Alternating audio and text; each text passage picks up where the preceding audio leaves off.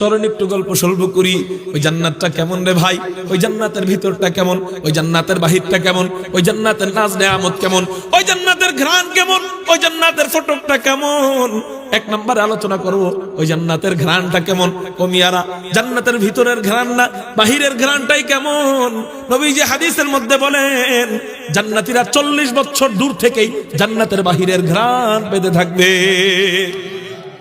বাহিরেরটাই যদি এত ঘ্রাণ হয়, ভিতরেরটার অবস্থা কি হবে? আপনি গোলাপ ফুলকে ভালোবাসেন কেন কেন কেন? বলে ঘ্রাণ আছে এই জন্য। আপনি হাসনা হেনাকে ভালোবাসেন কেন কেন কেন? বলে ঘ্রাণ আছে এই জন্য। আপনি ঘ্রাণ কখন পান? নাকের কাছে নেন, এরপর পান 10 হাত দূরে নেন, আর ঘ্রাণ আসে না। তো এই গোলাপকে সবাই ভালোবাসে এবং ভালোবাসার প্রতীক হিসেবে গোলাপকে রাখে। বলে দেখতে শুধু সুন্দর এই জন্যই না, বলে ঘ্রাণ আসে এই জন্য ভালোবাসার প্রতীক হিসাবে রাখে।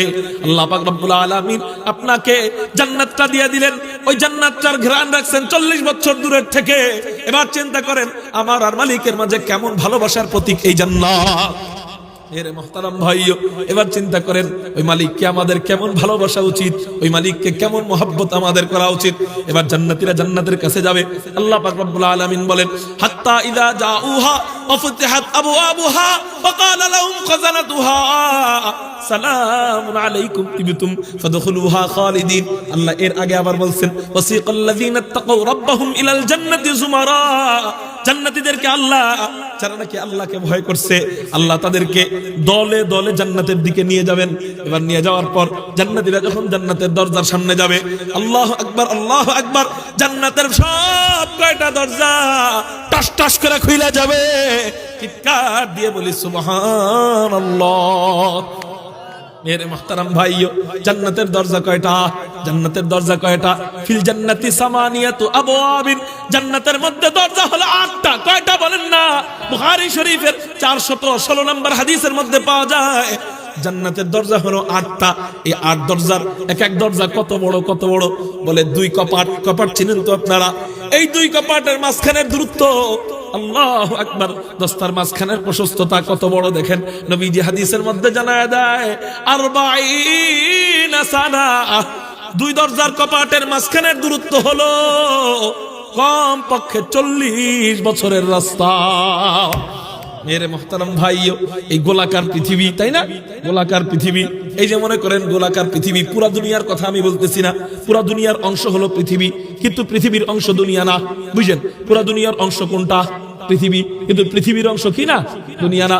পুরা এই দুনিয়ার ভিতরে চন্দ্র আছে, সূর্য আছে, সমস্ত গ্রহ নক্ষত্র আছে, পাহাড় আছে, পর্বত আছে, পুরা এই দুনিয়ার মধ্যে সব আছে, কিন্তু পৃথিবীর মধ্যে সব নাই। পৃথিবীর মধ্যে চন্দ্র নাই, পৃথিবীর মধ্যে সূর্য নাই। পৃথিবী কোনটা? বলে এই গোলাকার ভূপৃষ্ঠ। ভূপৃষ্ঠের ভিতরে কি সূর্য নাকি আলাদাভাবে? এটা একটা গ্রহ। এই গ্রহের নাম কি বলেন না? পৃথিবী। এই পৃথিবী এত বড় এত বড়। এই ছোট্ট একটা বাংলাদেশ, এই বাংলাদেশ পুরা ম্যাপের মধ্যে বাংলাদেশ খুঁজা সহজে পাওয়া যায় না। যারা চোখে দেখতে সমস্যা, এরা ম্যাপ দিবেন সামনে, যদি বলেন যে বাংলাদেশ খুঁজা বের করো, সহজে খুঁজা বের করতে পারবে না। ম্যাপের মধ্যে বাংলাদেশ সহজে পাওয়া যায় না, অনেক খুঁজা বের করতে হয়। প্রথমবার যারা ম্যাপ দেখে, এরা তো সহজে বাংলাদেশ খুঁজেই বের করতে পারবে না। ম্যাপের মধ্যে আপনার ওই যে ম্যাপের যে নকশা মানচিত্র, ওটার মধ্যে পাবে না, অনেক কষ্ট লাগবে খুঁজে বের করতে। এতটুক দেশি ওই ঢাকা থেকে রওনা দেই, সিলেট পর্যন্ত আসি, অনেক সময় 8 ঘন্টাও লেগে যায়, অনেক সময় কখনো কখনো 6-7 ঘন্টা যদি গাড়িটাই না আসি তাহলে লাগে, কিন্তু 8 ঘন্টা লেগে যায় স্বাভাবিকভাবে। এর মুহতারাম ভাইও, আল্লাহু আকবার। এবার বুঝেন, এতটুক দেশি যদি এত দেরি লাগে, এতটুক দেশি যদি এত বড় হয়, পুরা পৃথিবী, পুরা ভূপৃষ্ঠ যেটা, ওইটার এক প্রান্ত থেকে আরেক মাথা পর্যন্ত যাইতে কত দেরি লাগবে বলেন?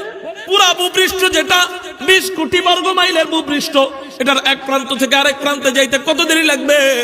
বলে এত বড় ভূপৃষ্ঠ, বিমান রওনা দেয় পৃথিবীর এই বাংলাদেশের বরাবর নিচে কোন দেশ? চিলি নামে একটা দেশ আছে, যেটা যুক্তরাষ্ট্রের অন্তর্ভুক্ত।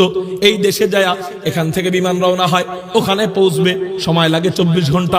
কয় ঘন্টা বলেন না? তাহলে এত বড় পৃথিবী 24 ঘন্টায় পৌঁছাইয়া যায়। এবার চিন্তা করেন, ওই বিমানকে যদি বলা হইতো, ও বিমানওয়ালারা, তোমাদেরকে যত তেল লাগে আমরা দিব, তোমরা এখান থেকে রওনা দিবা, 40 বছর পর্যন্ত এই বিমান চালাইবা। এবার চিন্তা করেন, যদিও সম্ভব না, এটা কথার কথা আমি বোঝানোর চেষ্টা করতেছি। বিমান এখান থেকে রওনা দিছে, 40 বছর পর্যন্ত বিমান কোনো বিশ্রাম করে নাই, বিরতিহীন ভাবে আগাইছে, আগাইতে আগাইতে 40 বছর পরে যায় এখান থেকে রওনা দিয়া 40 বছর পরে যায় যেখানে থাকবে। এর চেয়ে বড় জান্নাতের 2 কপাটের 2 দরজা, জান্নাতের দরজার এক প্রান্ত আর আরেক প্রান্তর মাঝখানের খালি জায়গা। 24 ঘন্টায় যদি পুরো ভূপৃষ্ঠ ভ্রমণ করতে পারে, তাহলে ওই বিমান 40 বছর গেলে কত হবে বলেন না? এবার 40 বছর পর্যন্ত গেলে এই কত লম্বা জায়গা, এই বড়, এত বড় জায়গা, এর চেয়েও বড় জায়গা এই পৃথিবী। আল্লাহ পাক জান্নাতের যে দরজা রাখছেন, এই দরজার এক কপাট থেকে আরেক কপাটের মাঝখানের জায়গা। ও মেরে মুহতারাম ভাইও, এই দরজা দিয়ে জান্নাতীরা প্রবেশ করবে, জান্নাতীরা প্রবেশ করবে। তো কোন কোন জান্নাতীরা? আল্লাহ পাক রব্বুল আলামিন বিশেষ কয়েক গুণে গুণান্বিত বান্দাদেরকে আলাদা আলাদা ভাবে আলাদা আলাদা দরজা দিয়ে প্রবেশ করাবেন। কারণ কোন ব্যক্তি মুত্তাকি ঠিক, কিন্তু মুত্তাকি হওয়ার পরে কেউ হয়তো নামাজকে বেশি ভালোবাসছে, ঠিক না? কোন ব্যক্তি মুত্তাকি হওয়ার পরে নামাজকে ঠিকমতো 5 ওয়াক্ত রাইখা জিহাদকে বেশি ভালোবাসছে। আবার কোন ব্যক্তি মুত্তাকি হওয়ার পরে জিহাদও ভালোবাসে, নামাজও ভালোবাসে, কিন্তু একটু বেশি মহব্বত করছে কোনটা? রোজাকে মহব্বত করছে। কেউ রোজা বেশি রাখে, কেউ নামাজ বেশি পড়ে, কেউ জিহাদ বেশি পড়ে, জিহাদ বেশি করে, কেউ অন্যান্য সব ঠিক আছে সমান সমান, কিন্তু সদকা বেশি করে। আল্লাহ এই সমস্ত গুণে গুণান্বিত যারা, এদের জন্য আল্লাহ স্পেশাল 8টা দরজা রাখছে। 8 দরজার নাম কি? 1 নম্বর দরজার নাম হলো বাবুস সালাহ। চিৎকার দিয়ে বলি সুবহানাল্লাহ। 1 নম্বর দরজার নাম কি বলেন না ভাই? বাবুস সালাহ। এই দরজা দিয়ে কারা প্রবেশ করবে? বলে যারা নাকি নামাজে ইতমিনানের সাথে নামাজ পড়ে, খুশু খুজুর সাথে নামাজ পড়ে, বড় মুহাব্বতের সাথে নামাজ পড়ে। নামাজের টাইম হইলে আর কোনো দিকে মনোযোগ বসে না, আর কোনো দিকে মনোযোগ লাগে না, দোকানপাট সব বন্ধ কইরা যেমন আছে এমন রাইখা আল্লাহর হয়ে যান, আল্লাহ বরকত দিবে। কেমনে যে দিবে আপনি নিজেও টের পাবেন না। হাদিসের মধ্যে আসছে, এই যে মাঝে মাঝে যে শুধু শুধু মন খারাপ হয়ে যায়, এই মন খারাপ, শুধু শুধু মন খারাপটা দূর হবে। শুধু শুধু চিন্তা, শুধু শুধু পেরেশানির কারণে কিন্তু প্রেসার বাড়ে। কি বাড়ে? প্রেসার বাড়ে। আর যদি কোন রকম বিপদ ঘটছে, তাহলে হার্ট স্ট্রোকের মতো অবস্থা। এমনিই যদি মন খারাপ হয়, এক হইলো নাচুই না বুড়ি, আরো হইলো ঢোলের বাড়ি, একে তো ছাই, আর হইলো বাতাস। এমনিই মন খারাপ, আরো যদি কোনো বিপদের নাম শুনে, বিপদ ঘটে, খাওয়াতে খাওয়াতে আমার খাওয়া দাওয়া সব বন্ধ। এই রোগ দূর হবে নামাজের মাধ্যমে। সুবহানাল্লাহ বলেন। 1 2 নাম্বার, ঘরে রিজিক আসবে নামাজের মাধ্যমে। সুবহানাল্লাহ বলেন। 3 নাম্বার, সমস্ত দোয়া এবং সমস্ত নেক আমল কবুল হবে নামাজের মাধ্যমে। সুবহানাল্লাহ বলেন। তাহলে আমরা ভাই, ও যুবক ভাইরা, যখন নামাজ পড়তে মনে চাইবে না, তখন নিজেকে প্রশ্ন করবা, এই 5টা মিনিট কষ্ট করে নামাজ পড়া বেশি কঠিন না কোটি কোটি বছর জাহান্নামে পড়া বেশি কঠিন? নিজেকে প্রশ্ন করতে পারবেন? পারবেন? 5টা মিনিট কষ্ট করে নামাজ পড়া বেশি কঠিন না কোটি কোটি বছর জাহান্নামে পড়া বেশি কঠিন? এই প্রশ্নটা যখন নিজেকে করবেন, তখন দেখবেন অটোমেটিক নামাজ পড়তে মনে চায়। আমরা আজকে থেকে, আমি যদি আগামীতে কখনো এখানে আসি, আপনারা কারা কারা বলতে পারবেন, হুজুর আপনার বয়ানের পর থেকে নিয়ে জীবিত থাকা অবস্থায়, সুস্থ থাকা অবস্থা, সুস্থ বলতে জাগনা থাকা অবস্থায়, জাগ্রত থাকা অবস্থায় একটা ওয়াক্ত নামাজও আমার মিস হয় নাই। দেহে প্রাণ থাকা অবস্থায়, বিনা অজরে, শরীয়তের অজর ব্যতীত বিনা অজরে আমার কোন নামাজ, একটা ওয়াক্ত নামাজও কাজা হয় নাই, মিস হয় নাই। এটা বলতে পারবেন কারা কারা? বুকে হাত দিয়ে আল্লাহু আকবার বলে 2টা হাত আল্লাহ। আগামীতে যদি আসি বলতে পারবেন ইনশাআল্লাহ যে হুজুর আমার নামাজ আপনার বয়ানের পর থেকে অনর্থক আর মিস হয় নাই? বলতে পারবেন ইনশাআল্লাহ? অনর্থক এখন কইতে পারেন, হুজুর তাহলে নামাজ মিস হইলো, নামাজ মিস হওয়ার আবার কোনো কারণ আছে কিনা? হঠাৎ একজন বেহুশ হয়ে পড়ে গেছে, হঠাৎ একজন রাস্তায় অ্যাক্সিডেন্ট করছে, হুশ নাই, তার জন্য মাসালা ভিন্ন কথা। হঠাৎ করে একদিন ঘটনাক্রমে ঘুম থেকে জাগ্রত হইতে পারে নাই, ইচ্ছা ছিল বেল দিয়ে শুইছে কিন্তু জাগ্রত হইতে পারে নাই, সেটা ভিন্ন কথা।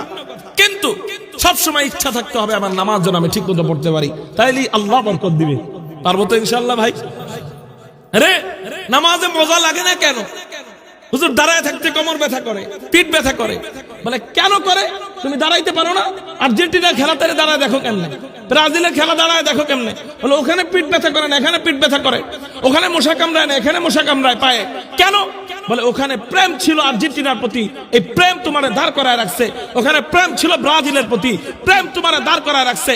এখানেও যদি আল্লাহর প্রতি তোমার প্রেম হয়, এই প্রেম তোমাকে সারা রাত দাঁড় করায় রাখবে, তোমার কোনো কষ্ট লাগবে না। এই জন্যই তো হযরত সুফিয়ান সাউরি বলেন, আমরা এক এক সিজদার মধ্যে এত মজা পাই, সারা দুনিয়ার বাদশারা যদি জানতো আমরা এক এক সিজদায় কত মজা পাই, সারা দুনিয়ার বাদশারা আমাদের এক সিজদার মজা নেওয়ার জন্য, সারা দুনিয়া দেওয়ার বিনিময়ে এক সিজদার মজা নেওয়ার জন্য যুদ্ধ করত, তারপরেও আমরা এক সিজদার মজা দিতাম না। মেরে মুহতারাম ভাইও, এই জন্য নামাজ ধরতে হবে ভাই। কয়টা বছরের জিন্দেগি আপনার পা দেন, আমি আপনার পায়ে হাত রাইখা বলি, ও যুবক ভাই আজকে থেকে নামাজ ধরেন, ইনশাআল্লাহ দুনিয়াতে যত প্রেম আছে অবৈধ প্রেম, সব প্রেমেই তুমি কষ্ট পাইছো।